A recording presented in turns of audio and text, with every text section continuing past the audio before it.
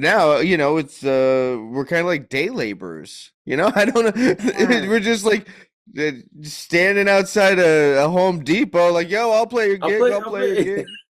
I'm Yeah, so I think that's what jam sessions that's are. there. I'm so glad you said that because I always call Yeah. sidemen musician, like the bus boys of the industry.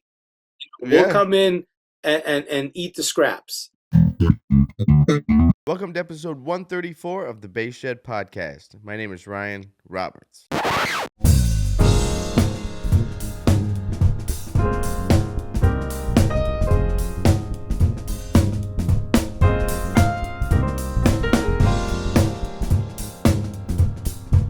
What's up, everybody? Thanks for stopping by the Bass Shed. Make sure to hit the subscribe button, and if you enjoy my interview here with Nomad, please make sure to hit the thumbs up, give it a like, let us know you appreciate the video, and also hit the little bell. Get notified about new videos that come out each week. All right, I wanted to take a second to express a warm thank you to everyone that supported and attended the Latin Music Workshop this weekend with Oscar Cartaya. Please check out the show notes. I'll have a list of some of the supporters there, as well as the sponsors. Everybody just get connected, right? The point of this podcast is to build the bass community. So click on the links in the show notes, become friends with the people who are there, check out what they're up to, exchange ideas. Don't be weird, don't be creepy, but build community. Thanks again. And for those who were not able to attend that would still like to, the workshop in its entirety is at thebassshedacademy.org. So if you're still interested in checking it out, stop by the website. Again, that is thebassshedacademy.org. Folks, November 21st, we have a masterclass on the inner game of music with Barry Green. Barry Green served as the principal bassist of the Cincinnati Symphony for 28 years, as well as the principal bassist for the California Symphony and the Sun Valley, Idaho Summer Symphony. Barry is the author of the Doubleday book, The Inner Game of Music, with W. Timothy Galway. This book addresses musicians reaching their full potential in performance and learning. This book has also sold 250,000 copies worldwide. We'll be doing a workshop at the Los Angeles College of Music on Thursday, November 21st that is focused on the topics of his book, The Inner Game of Music, and it is completely open to the public. You do not have to be a student of the college. This workshop is available for all musicians and is also available online, so if you are not in the Southern California area, you can also attend via the interwebs by registering for the live stream. Visit thebassshedacademy.org for more information and to register. Keep in mind for the live stream, this is the Pacific time zone, so there was a little bit of a conflict there on some of the previous live streams. All live streams come from the Pacific time zone, and that will be clearly stated. They're done via Zoom, and that should auto-adjust. Not a big problem. Sorry to ramble about this, but it's worth noting. LemurMusic.com, everything you need for the double bass. For regular listeners of the podcast, you know I talk about Lemur Music pretty much on every episode. I'm good friends with the folks down there at Lemur Music. The Bass Shed Academy does run the lessons program through Lemur Music. Lemur also hooked me up with a bass amp for this gig I was doing. The whole month of October, I was playing with the American Contemporary Ballet. They hooked me up with an amp for that. Love the folks at Lemur. LemurMusic.com, everything you need for the double bass. Shop the rosin, shop the sheet music, shop the bows, shop the basses, shop all of it. Shop at LemurMusic.com. Use the promo code TheBassShed, all one word, for 10% off. Hi, this is Jerry Jamot.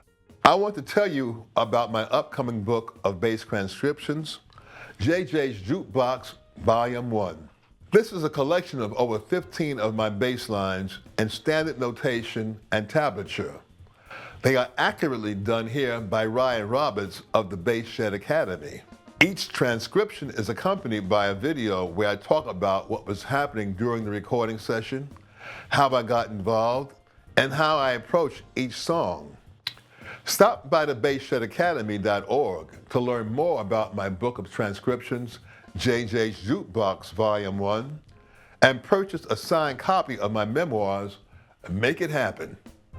All right, my guest on the episode is Nomad, founder of The Career Musician. For the past few weeks, I've been talking about Nomad's platform on the show, and it finally worked out for us to sit down and have a chat. Nomad is a guitar player, producer, and musical director, and has worked with a ton of heavyweight artists, including Aretha Franklin, David Foster, Babyface, Beyonce, Thundercat, Carrie Underwood, Sting, and so many others. Nomad takes all the quote-unquote lessons learned from a long career with high-profile artists to educate about like the real on-the-job skills that are required in being a career musician and a freelance musician. He's got some cool blog articles up on thecareermusician.com.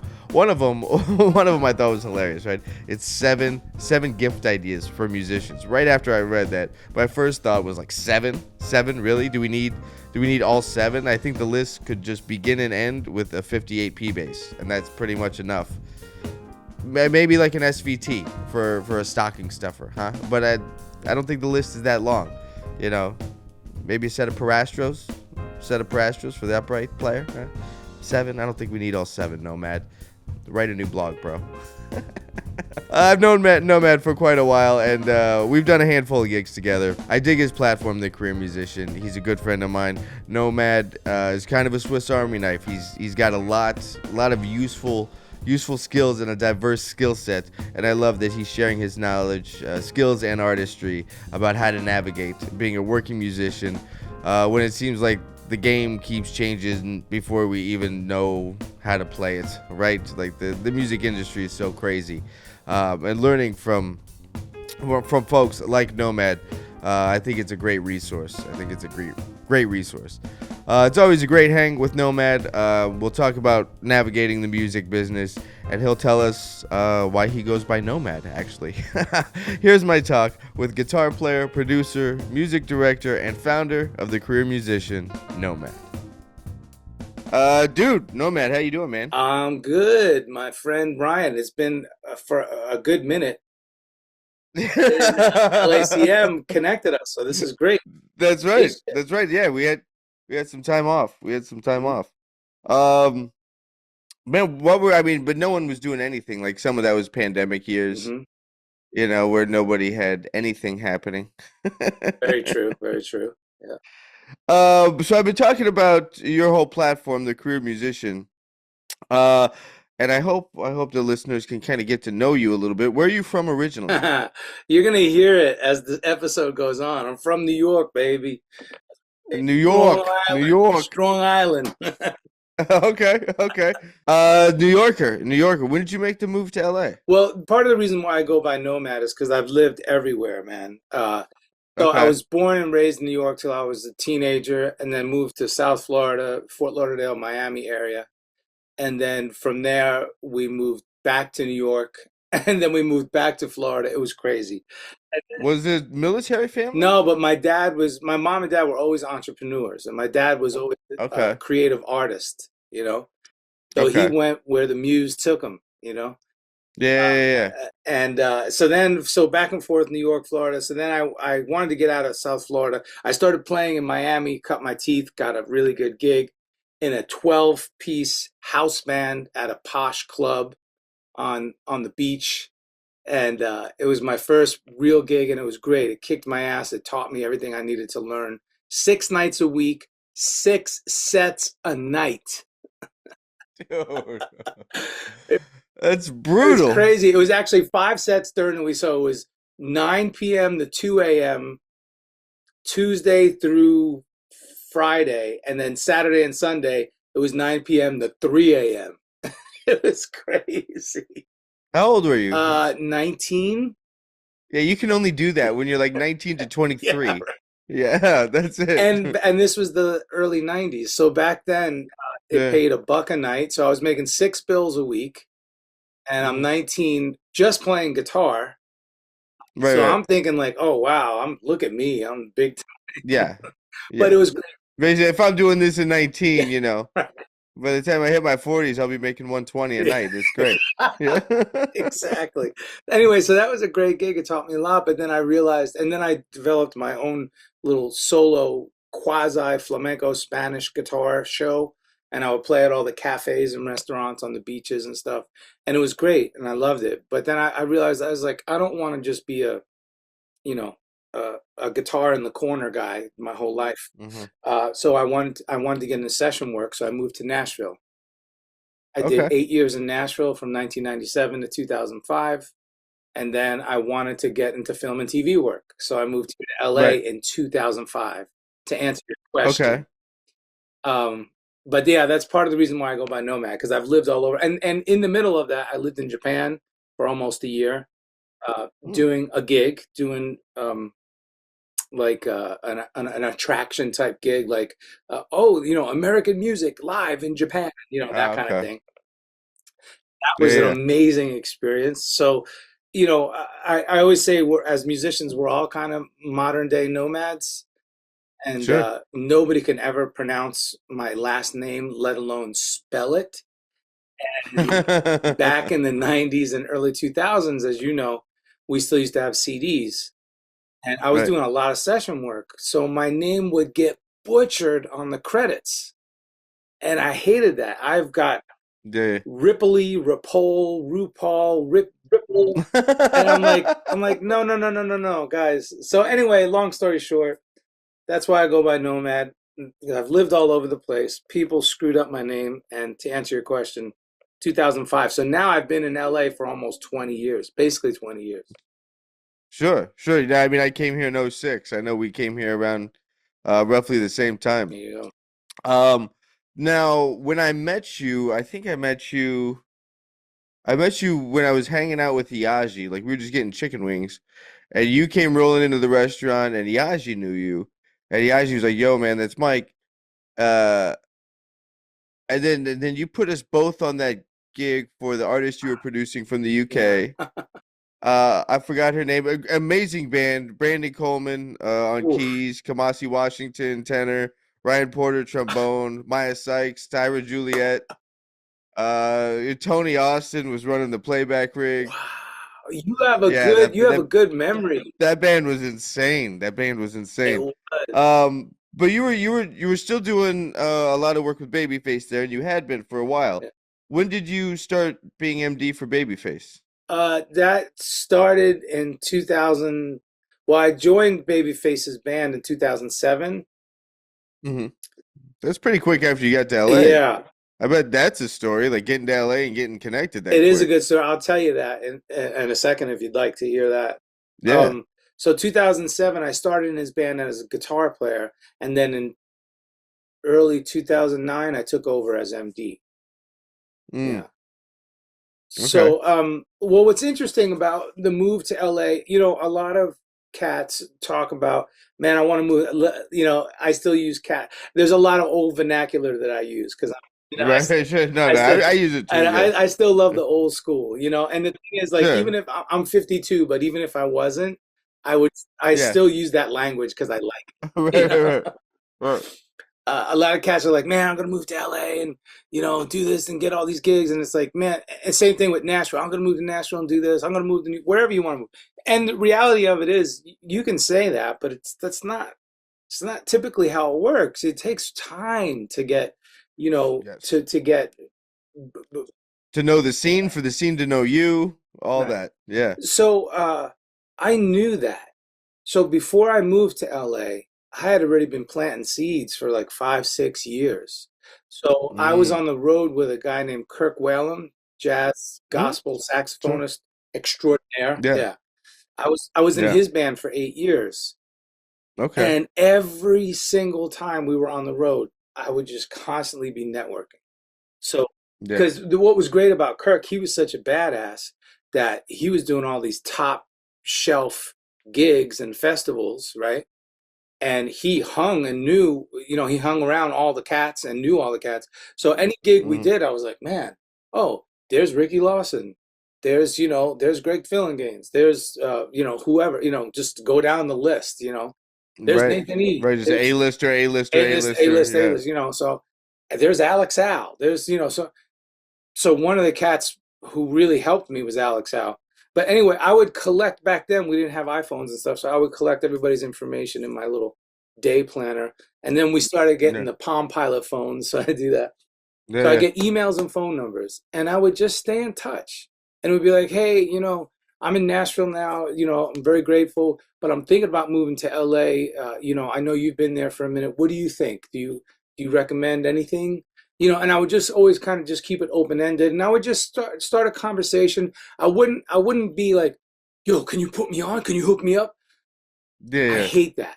I hate when Sure. people are so transactional that they just lead with, yo, Ryan, can you get me a gig, man? I'm like, I need a gig. Like, Yeah. almost like they're like they're Yeah, fiending. They need a yeah. thing. Yo, Yeah. yo, yo, yo. Yeah, yeah. Right. It's like, stop it. Don't do that. Yeah. Develop a Right. relationship, So Sure. I say I laid the Because that's actually where gigs, those are the people you call anyways, is the people you hang with. So, like, the best way to get gigs, I think, is just start.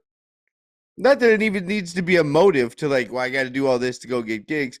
But when you really connect with somebody, yeah, let's hang. hang. And then from that, it translates to the music and all that, anyways. That's Because, it. like, if someone's coming at you like a crackhead trying to get a gig, like, dude, that whole vibe, like, I don't even know how you play it. I don't want to deal with it now. I definitely don't want to deal with it then.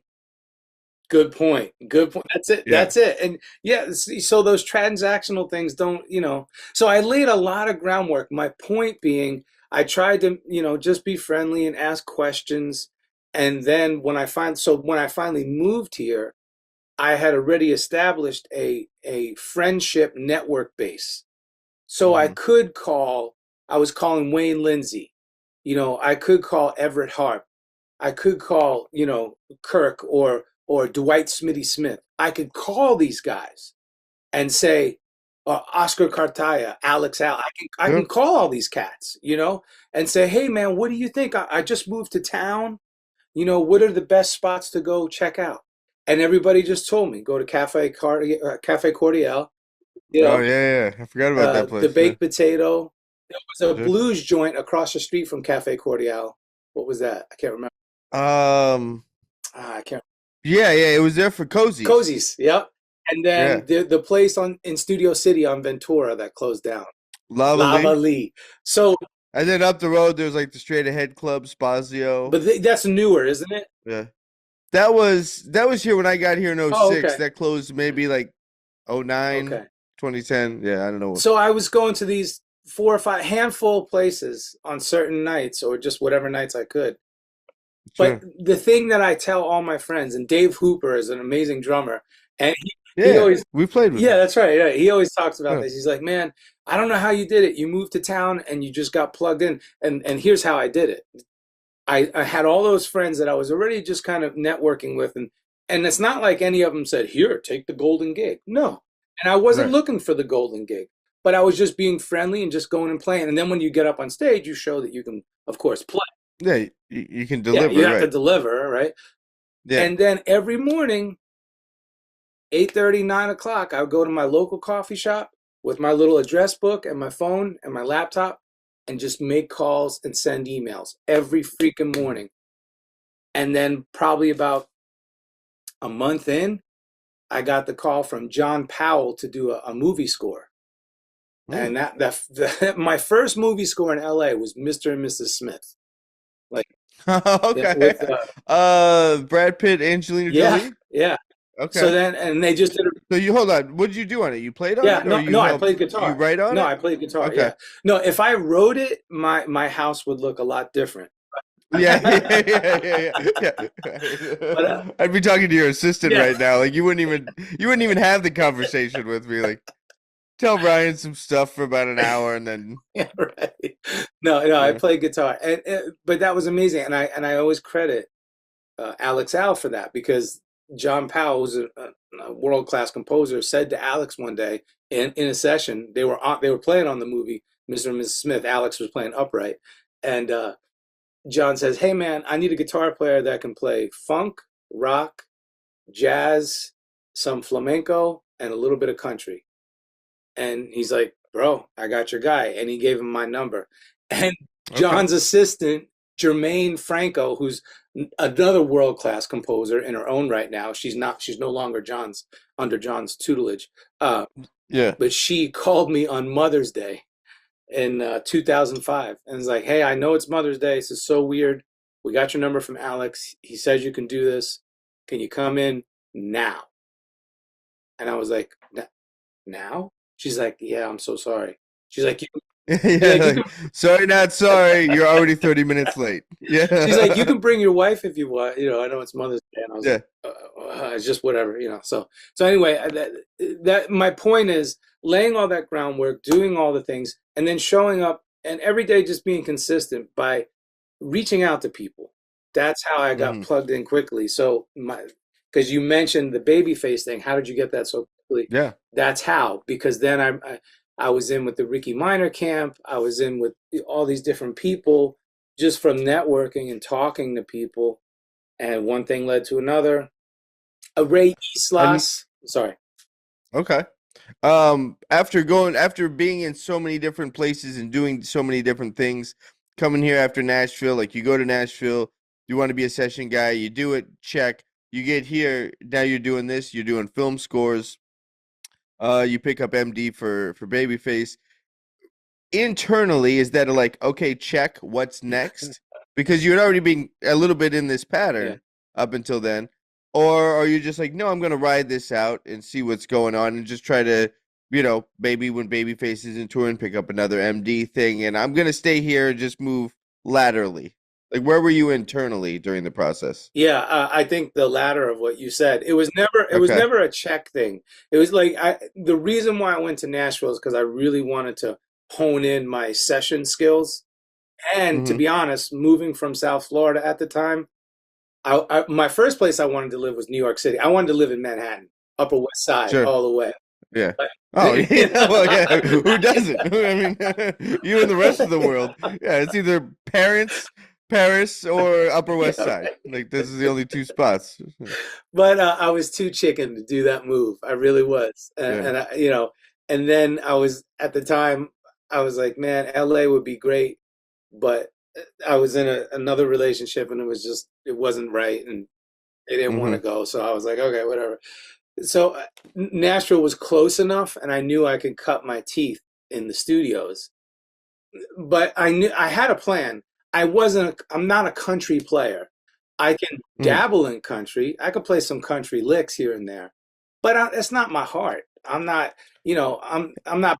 I mean, now country music dabbles in country. You know what I mean? like it's not. I don't even know what the hell it is anymore. That's a Cheers, man. Cheers. Yeah, cheers. And we got to do that. There you go. Yeah, cheers.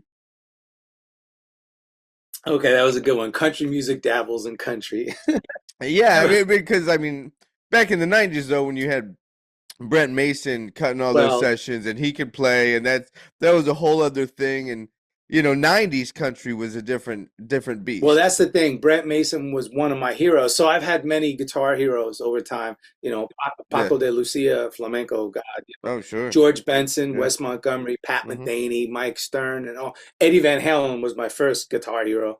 And then Brent Mason became one of my later guitar heroes because I had learned about him. So I'm thinking to myself, so I got his video, his VHS tape. I'm studying his licks. And I'm thinking, well, I'm going to go to Nashville. I better know some country. And the point is, I ended up playing 0 country sessions. I think I played 1 or 2 country sessions because I learned something. I learned that it's better to do what you innately do and love and just stick with it. And it'll pay off eventually. So because I have this Latin thing, this funk thing that I've always loved, and a rock foundation, tinged with a little bit of jazz theory. So I know my way around it. I'm not a bebopper, but I know my way around jazz enough. Sure. So I leaned on that, this rock, funk, Latin thing.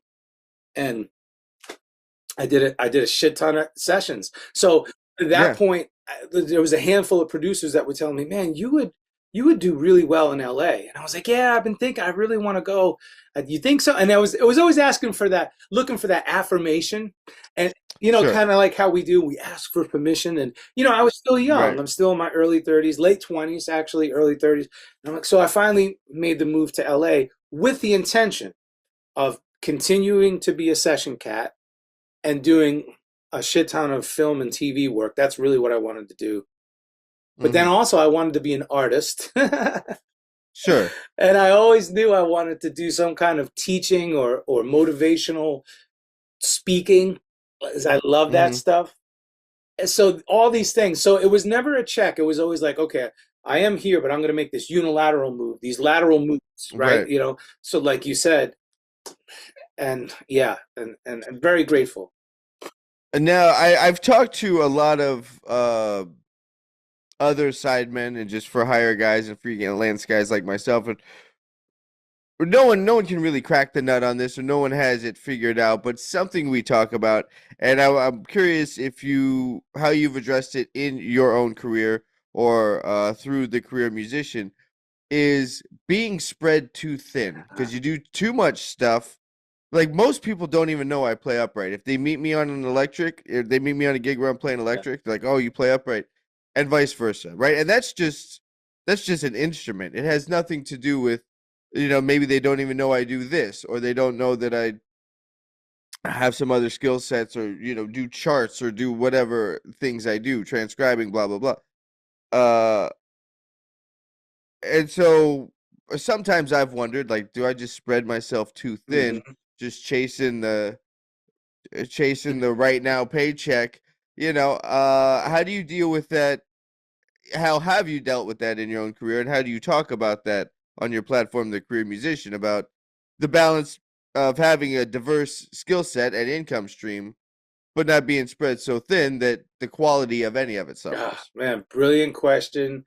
And it's so true. It's one of the biggest things that we will encounter in this line of work. So anybody seeking to be a side man, a side person for other artists, you are going to encounter this. So with The Career Musician, it started off as a podcast, over 100, and I think we're up to 175 episodes, much like you, like just hustling it. And then it branched out into a full-blown educational platform. I have a little mini masterclass called Diversify or Die. And this mini masterclass talks exactly about what you just asked me. So I do believe diversification is of the utmost importance, only because everything I teach comes from my experience. This is how I did it. Now, look, I know people who have only done one thing in the music, many sub-verticals of the vertical of music, and they have been very successful. I know people who have only been a songwriter and who have wrote mega hit songs and have made a shit ton of money, some of whom are millionaires. I know people who have only focused on producing, only focused on composing. And again, some have done really, really well. And I look at those people and I say, wow, that's amazing. Like, I wish I could have done that. Well, what I chose earlier on in my career, I chose guitar. I chose guitar. Guitar chose me and I chose it, and what you don't the support group starts at 12. And what you don't realize is when you choose one tiny little niche element of the whole picture,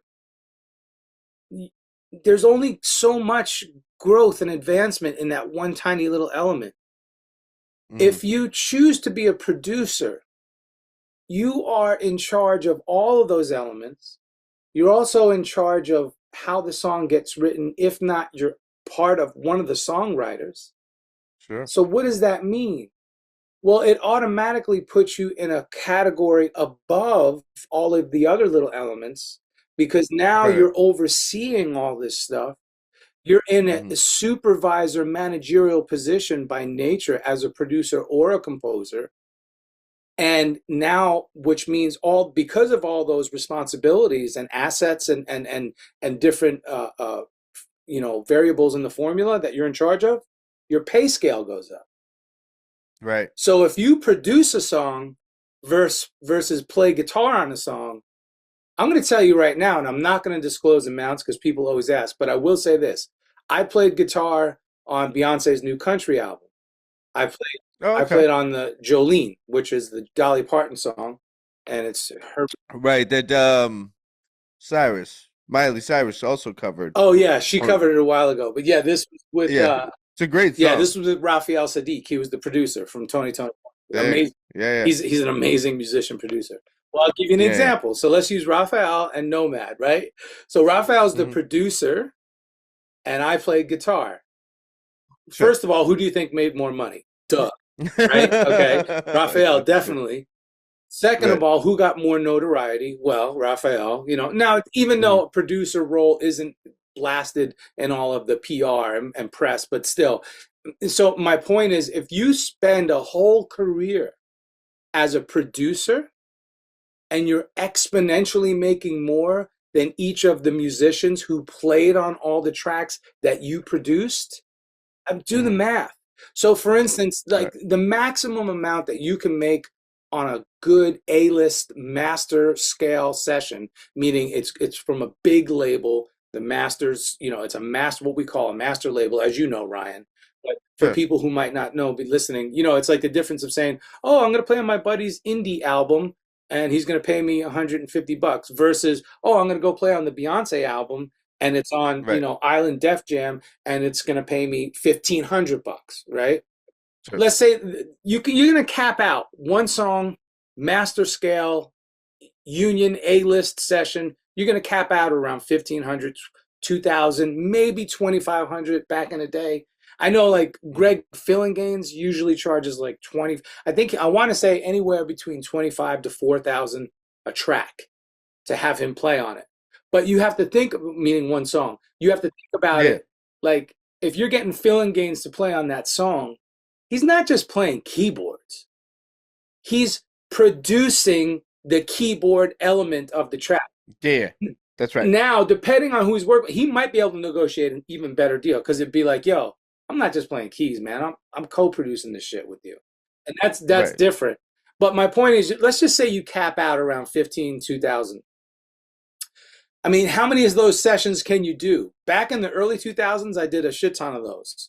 I was doing a lot of big A-list sessions. So I would, when I say a ton, I would say 3 to 5 a month.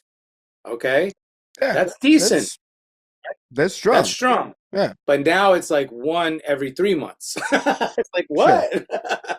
Well, yeah, I mean, that's a whole other thing because, like, actually one of my students pulled up this Beyonce bass line that she wanted to learn. And, every time a student asks me to learn that they want to learn a song, I make them do a little bit of a deep dive on Good. it. Who played bass on it, even if it's a producer or something.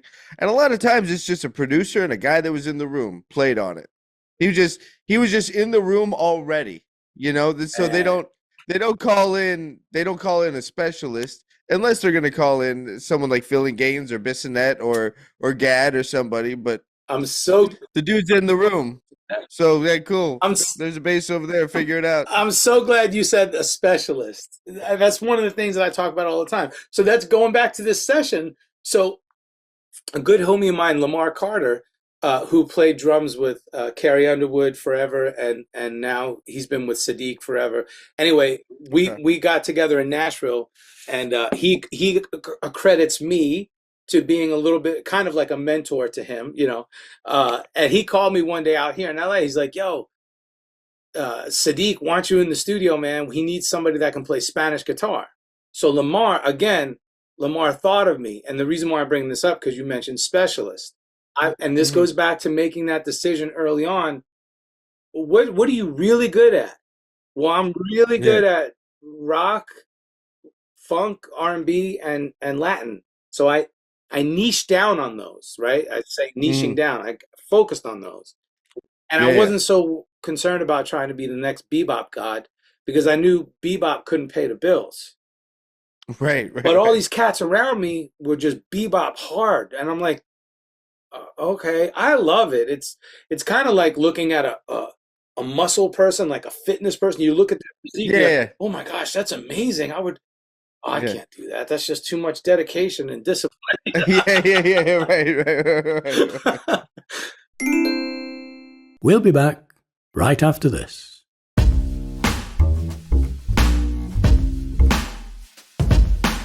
International Society of Bassists, commonly referred to as ISB, is an amazing resource for double basses. Visit isbworldoffice.com. I am honored that they are sponsoring not only did they sponsor the Latin workshop, the Latin music workshop with Oscar Cartaya, but they will be sponsoring the upcoming events with Barry Green. So please, honored to have them. I think it's an amazing resource, and all bass players can find value in it, even if you're not an upright player. Like go read about what the upright world is. Like I remember I used to do that. There used to be this magazine that came out of Europe called The Double Bassist that came out, I think, quarterly. And it would be even before I started playing upright, I used to read that magazine just to get more insight about what it was, and to see if I could learn anything from how they approached it.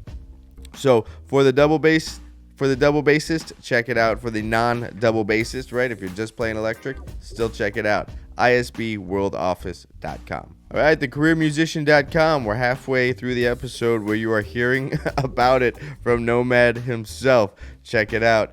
thecareermusician.com. Nomad covers all aspects of what's involved with being a professional musician. Stop by thecareermusician.com and subscribe to the Career Musician Podcast wherever you listen to podcasts. All right, folks.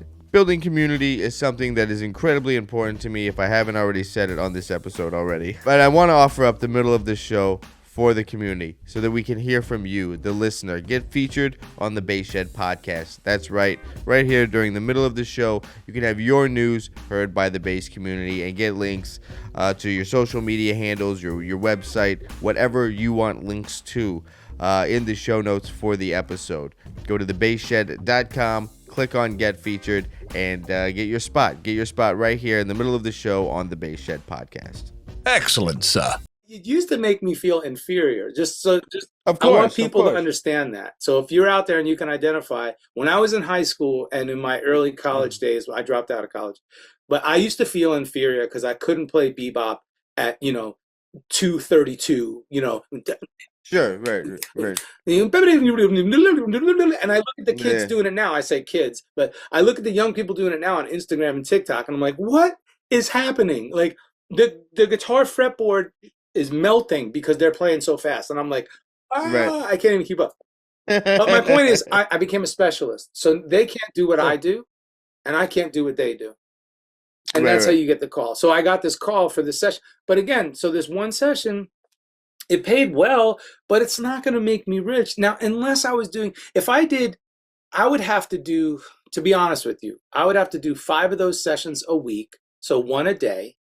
If I did 5 of those sessions a week, 1 a day, and you add that up, so that's 20 a month, then I could make probably, somewhere in the neighborhood of 200, 250 a year annual, But that's a lot. Now, the cats back in the day, they used to do that, remember? Sure. All of our heroes? Sure. Right. I mean... Well, yeah, money was, gigs paid more and money went further. Yeah. So, like if you got $1,000 gig today versus $1,000 gig, whatever, in the 90s, if you just take 3% a year as annual increase, you know what I mean? It's like that $1,000 back in the 90s is like $6,000 now. That's right. So it's back then it was cool, but now it's we're kind of like day laborers. I don't know. We're just like standing outside a Home Depot, like, yo, I'll play your gig. I'll play your gig. Yeah, I think that's what jam sessions are. I'm so glad you said that, because I always call sidemen musician, like the bus boys of the industry. We'll come in and eat the scraps. So getting back to that decision. So I wrote this book called Ethos, which is on the Career Musician platform. And I have to give it a shout out. I'm not trying to brag, but I have to give a shout out to David Foster, because he wrote the foreword for me. Okay. So it really legitimized the book, and it helped me understand that all the shit that I've learned in all these years and that I'm passing on to others now is legit. It's real. Yeah.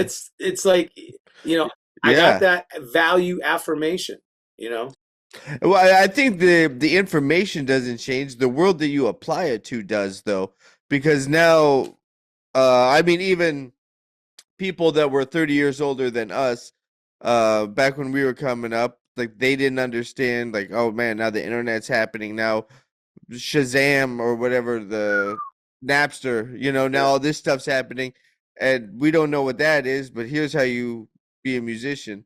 And so I don't know what the nature of being yeah, I don't know how to navigate that new stuff Well, I mean, that the kids, yeah. and I think I won't ever, Yeah. because it's the younger generation who's always, they're always hip to where things are going. Like I won't ever get it. Yeah.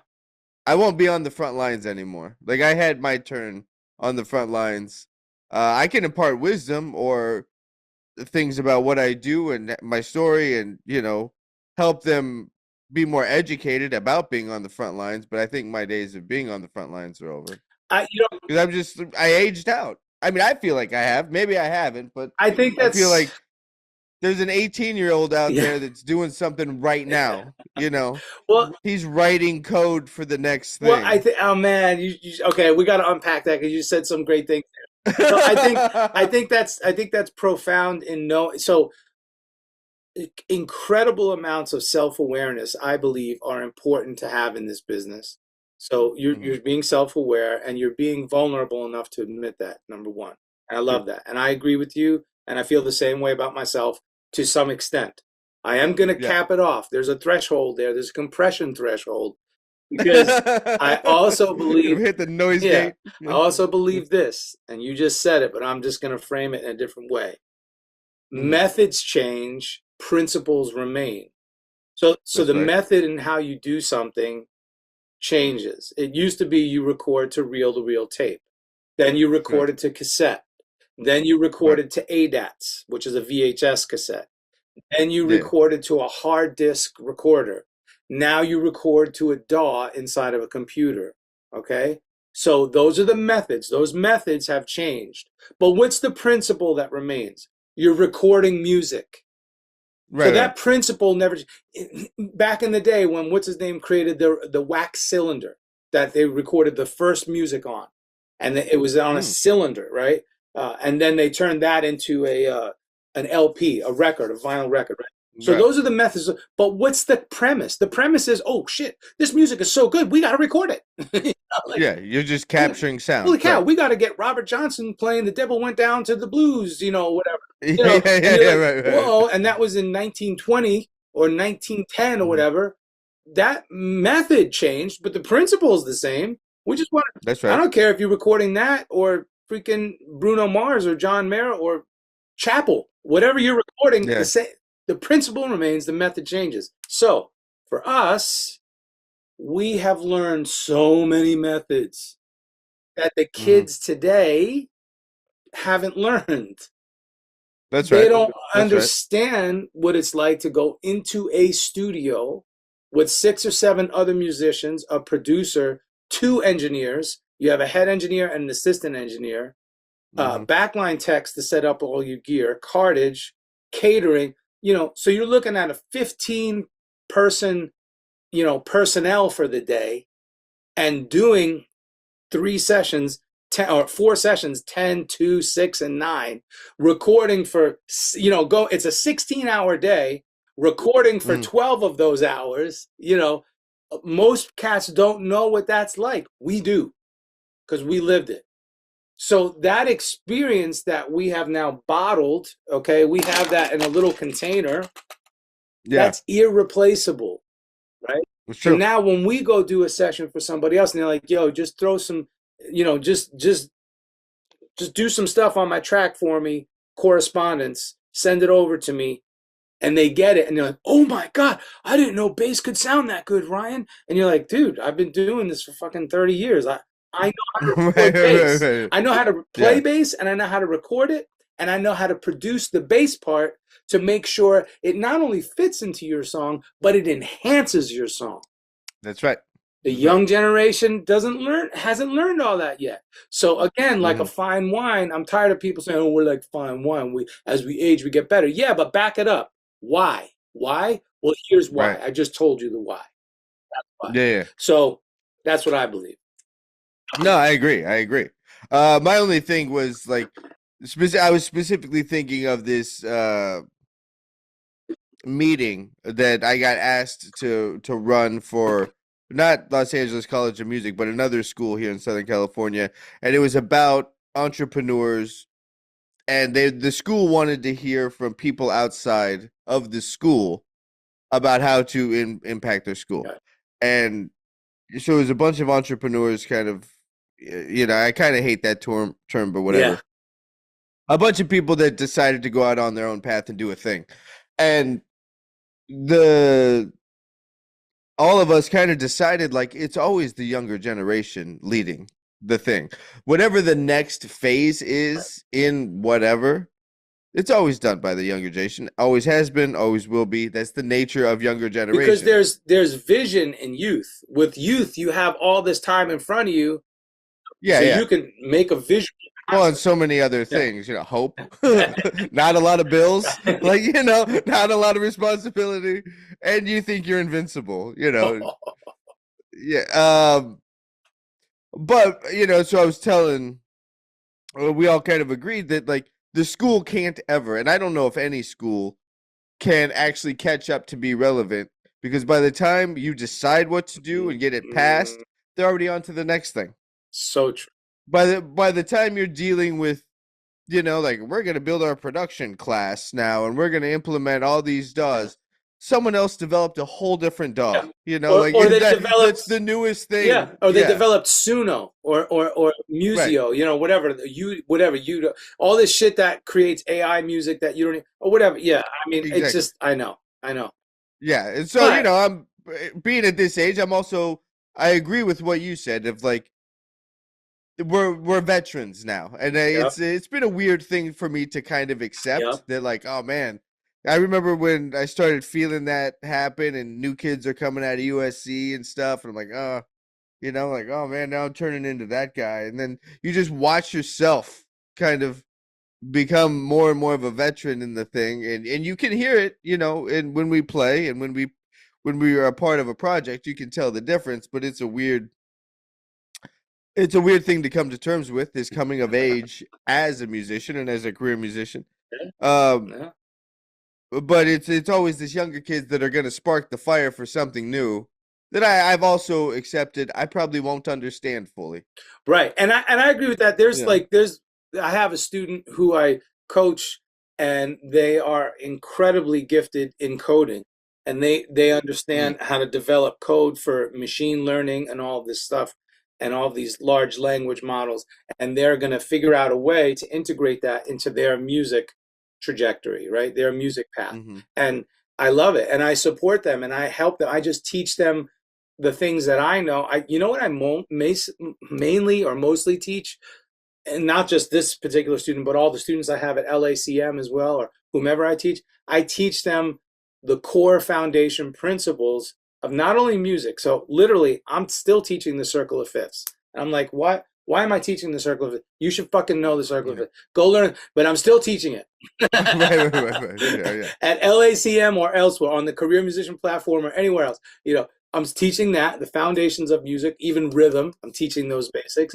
But then I'm also teaching the foundations and rhythms of, and the foundation and basics of being in business for yourself. So I call it a solopreneur, or, we've heard that term, solopreneur, musicpreneur, right? Well, a musicpreneur, and the way I frame that is this. We've all heard of the corporate C-level structure. You have the CEO, the CFO, the CMO, the chief executive officer, the chief financial officer, the chief operations officer, the chief marketing officer, right?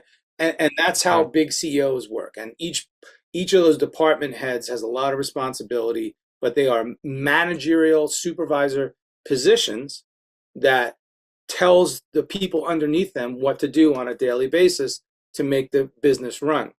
Well, who tells you what to do on a daily basis to make the bass shed and Ryan Roberts as a bass player succeed? Who tells you what to do? Right. Nobody. You don't have a supervisor. You don't have a CEO, a CFO. You don't have a chief financial officer that you have to answer to at the end of each quarter. Right. So I reframe it and say CYO, Chief You Officer. You have to be your own boss.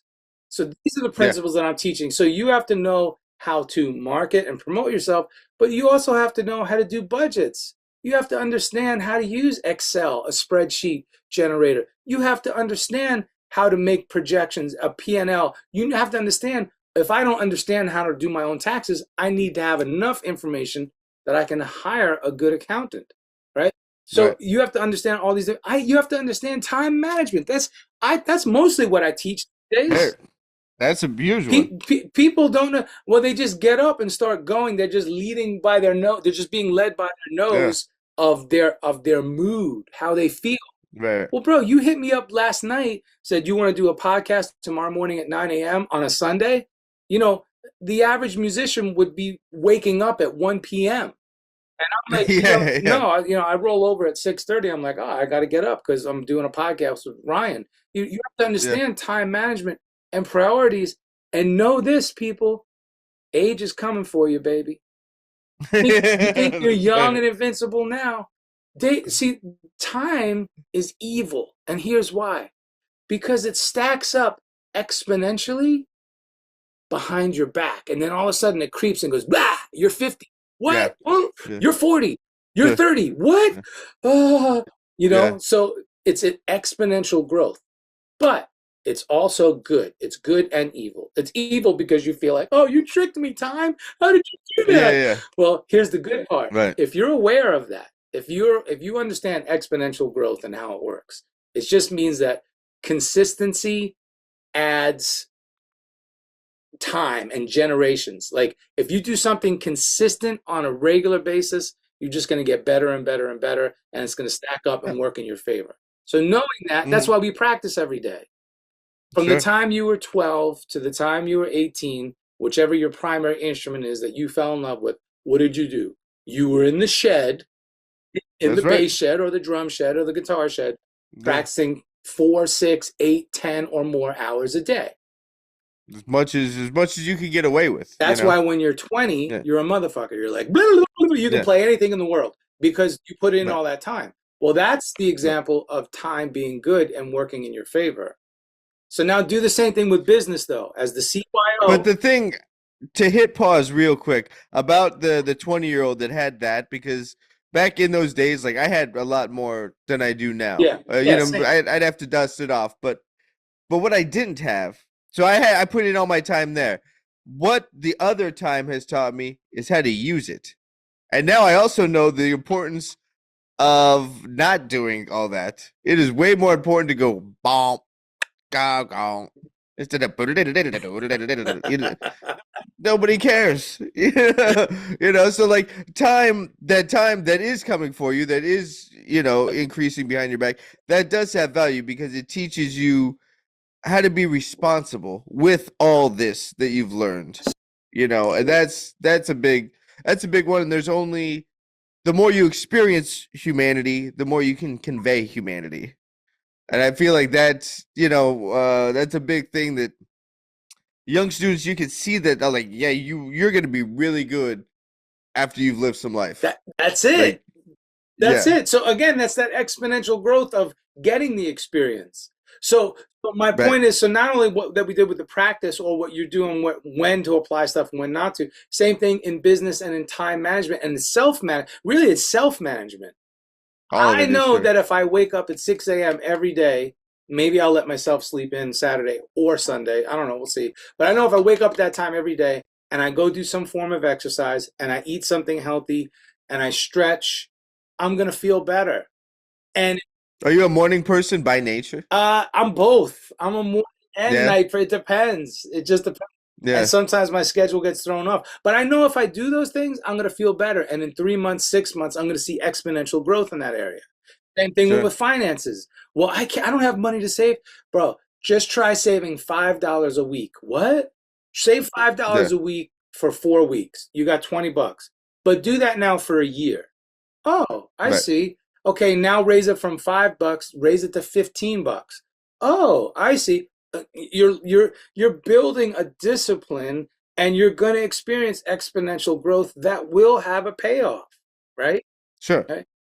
And I think so much about this topic is when people talk about, and it can relate to any of the things we've covered: practicing, saving money, exercising, time management in general. When you think I can't afford to, I think something that's important is to look at it from a different ways. You can't afford not to. Not. Right. Like you need to do this. You need to put $5 aside every day. You'll see the value of it after fact, just like the gym. You'll see the value of it later on, and that will continue. But you can't afford not to start. Man, you just got to start, and it's everything you start sucks. Like every time you start anything in life, whether it's from walking or talking or driving or the first time you do anything, you suck at it. That's okay. Accept that you're going to suck and just keep going. Because eventually you won't suck. Because compound interest is going to be, it's going to stack up. Compound interest in any form, not just monetarily. Yeah. That's right. It's called the compound effect. Anytime you do something consistently, it just compounds in your favor. Sure. Sure. And I mean, that's, I'm sure you can look even at your career and your time in LA to see how all that is, those things, those investments you made early on with getting up, going to the coffee shop, sending out the emails, how it's all then snowballed into becoming yeah. You're on the Beyonce album. You're doing sessions for the movies, and you're MDing. Now I will say this: sometimes, look, I'm a Cuban Italian New Yorker. Yeah. So, sometimes I don't always have the smoothest delivery. Sometimes my filter is a little discombobulated, as they say. Sure. Yeah. Sure. Hold on. You have a filter? Yeah, right. Wait a minute. What? Hold on, let me find it. Oh, here it is. Yeah, it's got dust on it. Yeah. Yeah, that's the only. Yeah. I should walk around with this to remind me. So, it's got me in trouble. And I'm going to be honest, sometimes I've lost gigs that I didn't want to lose, or I might have even lost more gigs than I should have because of it. But again, in time, with experience and age comes wisdom. So now I've learned there's certain things I should say and certain things I should just keep to myself. That's something that's a lifelong thing, though. It's never going to go away. It's part of what makes me who I am. I'm very passionate, which makes my music really passionate, which I think is a good thing, which people identify with. But then there's other people who are really introverted, and I used to be so introverted when I was a kid, man. I didn't come out of my shell until I was well into my 20s. But so it just depends. You have to understand, take who you are into account, and just try to develop everything for self growth, right? Just try to be the best version of you, be better today than you were yesterday. Don't compare yourself. I know it's hard. I used to compare myself to people, I would be like, well, why couldn't I be John Mayer? Well, why couldn't I be, this one or that one or that one or this one? That's silly. Don't do that, because everybody has their own lane, their own life to live. And the truth of the matter is, you can be anything you want. Just know that the odds of the entertainment industry are so stacked. Not again, they're stacked. The odds are stacked. And if you think about all the musicians or artists that you look up to, you can count them all. Make a spreadsheet. Do your own little R&D, research and development experiment. Stack up all the people that inspired you. Maybe you'll come up with a list of 100 or so. Now compare that to all the people on the planet. What? I mean, that percentage is so small. Yeah. It doesn't even, I mean, and then like, how many of those people are within the last 5 years? Right. As bass players, like, it's so easy to go down the list of history, like Ron Carter, Lee Sklar, John Entwistle, Jocko, that was a different time, different place. Industry was completely different. And, I think so much of it is just right place, right time. You can work as hard as you can at it and be as dialed in, and that has value and that will pay off. But to get that A-list break, right place, right time. Because then what always happens is whoever gets it, everybody else is just going to talk shit on you. And So cool. Now you got the gig with so-and-so, So-and-so. or you got the record deal. Everybody is just going to be like, yeah, that should have been me. Like, I don't know why they're doing that. I should have been on that. Like, whatever. That guy's not even doing anything cool. Whatever. It's so funny because back in the day, again, when I was younger, like you were saying, you learn. I used to get jealous and envious and talk shit. And then I started realizing, that's just tarnishing my own reputation, And you learn that, hopefully you learn that early on. I learned that early on. But then even still, if you don't talk shit, but you feel the shit talking, yeah. Especially when this became popular and you're scrolling. Oh, sure. Right. Don't. And just giving you so many reasons to talk trash on all of them. Like, there's another reason, there's another reason, there's another reason. Just don't succumb to that. It's silly. It's silly. Instead of doing that, go for a walk. Go for the best piece of advice I heard about it came from a jazz drummer at the time, Cal Arts. Great jazz drummer named Joe LaBarbera. Which is, you can look at... Man, that cat... Oh, man, no, that cat is full of shit, man. No. And his thing was like, you can look at someone's and be like, why are they on that? Like, I should be playing with so-and-so. That's exactly what someone thinks about you. That's it. Just yeah. flip it. So, like, yeah, it's like you think that about someone else is thinking about you. Everybody else wants to be somewhere else. Show up, do your job, keep your mouth shut, and go home. I always say eyes and ears wide open, mouth shut. That's right. That's right. And that's how you're gonna get a lot of gigs. I've had to let a lot of people go because they haven't adhered to that. Whether it be interns or musicians or techs. It's just like just blah blah blah blah blah blah blah. Okay, you're gonna blah blah blah yourself all the way out the door. Yeah. Cool, man. But you mentioned the course Ethos, the ebook. Yeah.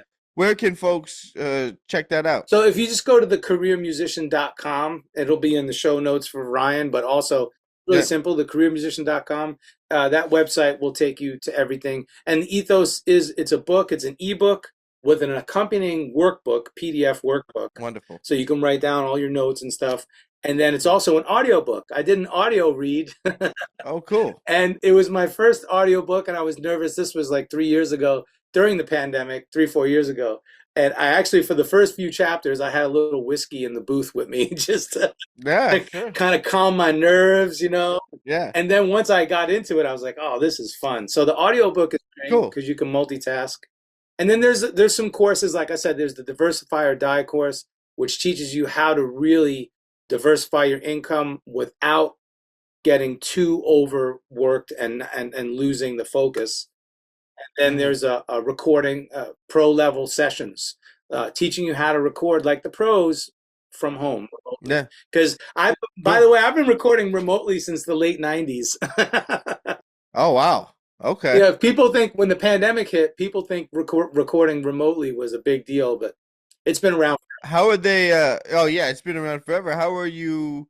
I mean, before all the clouds and everything, how were you transferring files? FedEx, baby. We were doing so in the 90s. I would record to an ADAT machine or a hard disk recorder, and then take that information and put it on a CD-ROM. Okay. And then you take that CD-ROM, package it up in FedEx, send it over, and That's hilarious. Yeah. That's hilarious. Dude, this has been great, man. Thanks for taking the time on a Sunday morning. Man, thank you for doing this. Yeah. And now we're going to have you on the Career Musician Podcast.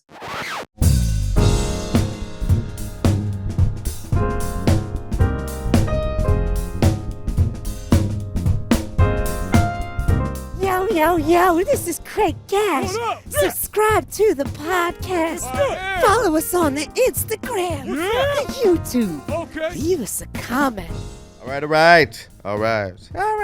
Every time I say all right, I always think of an 80s rocker. I think I've done this before on earlier episodes where I try to do the 80s rock guy yell. All right. Well, all right. I can't. I don't got the range. Like, this is late. I'm recording this late at night. I already taught some lessons today and played a gig. I can't do it. I don't have the Axl Rose happening. Anyways, that was my talk with Nomad from The Career Musician, thecareermusician.com. I think it's a great resource. I love what he's doing there. Again, stop by, check out thecareermusician.com, and subscribe to the Career Musician podcast. Do it, folks. Subscribe to his podcast. Also mine, but his. All right. That's all I got for this one. I'll catch you on the next one in a minute.